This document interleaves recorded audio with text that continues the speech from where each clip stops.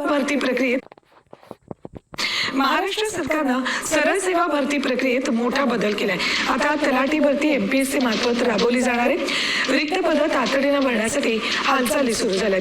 प्रशासनानं सर्व विभागीय आयुक्तांना 8 मे पर्यंत मागणी पत्र सादर करण्याचे आदेश दिलेत। तब्बल 1700 तलाठी पदं भरली जाणार आहेत। पारदर्शकतेसाठी घेतलेल्या या निर्णयामुळे राज्यातील हजारो स्पर्धा परीक्षा उमेदवारांना मोठा दिलासा मिळणार आहे। तलाठी भरती आता एमपीएससी मार्फत होणार आहे।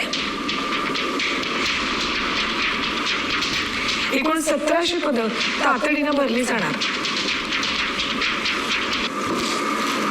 विधन नामावली मागासवर्गीय कक्षाकडून तपासून घ्यावी। पैसा क्षेत्रासाठी आता स्वतंत्र मागणी पत्र गरजेचं आहे। 8 मे पर्यंत मागणी पत्र सादर करणं बंधनकारक असेल।